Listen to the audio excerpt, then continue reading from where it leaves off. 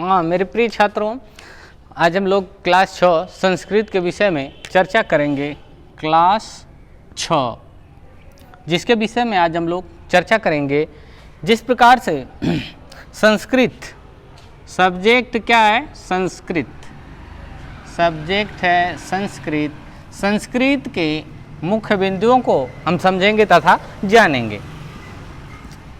पहले हम संस्कृत के मुख्य बिंदु में यह जान लें कि संस्कृत के कितने भेद होते हैं। संस्कृत में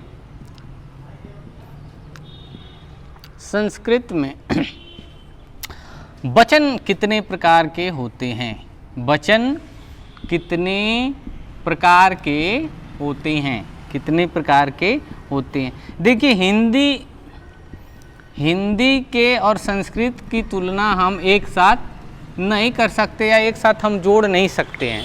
कहने का तात्पर्य है, जिस प्रकार से संस्कृत में वचनों की संख्या, संस्कृत में वचनों की संख्या कितनी मानी जाती है, वचनों की संख्या 3 मानी जाती है। कितनी मानी जाती है, 3 मानी जाती है।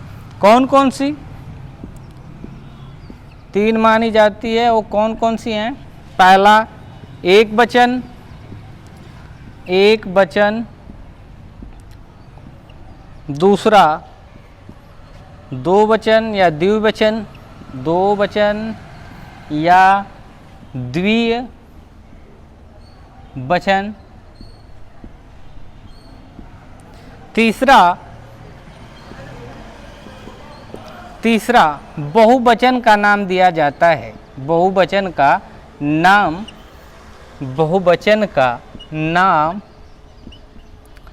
दिया जाता है, बहुवचन का नाम दिया जाता है। एक वचन किसे कहते हैं? जैसे मैंने कह दिया कि वह एक लड़का है, वह एक लड़का है। और मैंने पूछा आपसे, मैंने क्या पूछा कि इसमें यह बताइए कितनी वचन है। तो आपको क्या दिखाई दे रहा है? वह सब्जेक्ट यानी कर्ता के रूप में दिखाई दे रहा है।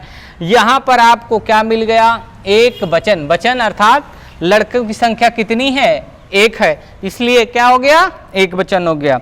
अब देखिए 2 वचन या द्विवचन, जैसे मैंने कह दिया 2 घोड़े दौड़ रहे हैं, 2 घोड़े दौड़ रहे हैं। क्या कर रहे हैं? 2 घोड़े दौड़ रहे हैं, 2 घोड़े दौड़ रहे हैं। इसमें आपको क्या दिखाई दे रहा है? संख्या आपको पता चल गई कितनी है, 2, इसलिए कौन सा वचन हो गया? द्विवचन। यहाँ पर आपने क्या देखा? एक वचन। अब बहुवचन में मैंने जैसे लिख दिया तीसरा, यह समझने की आवश्यकता है। तीसरे में जैसे दे दिया कि स्कूल या विद्यालय में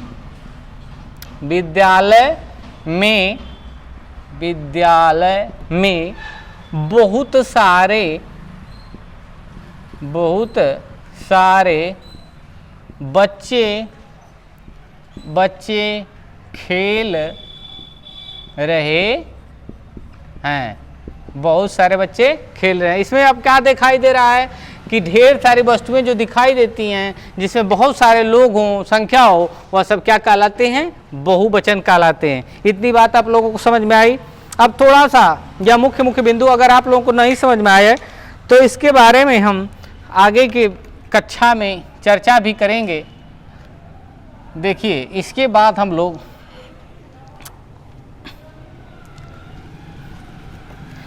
आपके सिलेबस में एक चीज़ नहीं दिया है, अन्यथा मैं पढ़ाता कि व्याकरण के जन्मदाता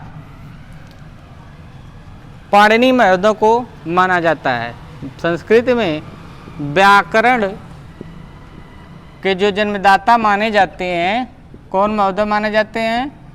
पाणिनि। कौन माने जाते हैं? पाणिनि। संस्कृत में स्वरों की संख्या कितनी होती है? संस्कृत में स्वरों की संख्या कितनी होती है? संस्कृत में स्वरों की संख्या कितनी होती है? 9 पाई जाती है, जबकि हिंदी में कितनी होती है? यही संख्या 2 बढ़ जाती है, यह कितनी हो जाती है 11। ठीक है, इसके बाद हम लोग कल अगली कक्षा में आप लोगों को अन्य विषय के रूप में प्रस्तुत करेंगे।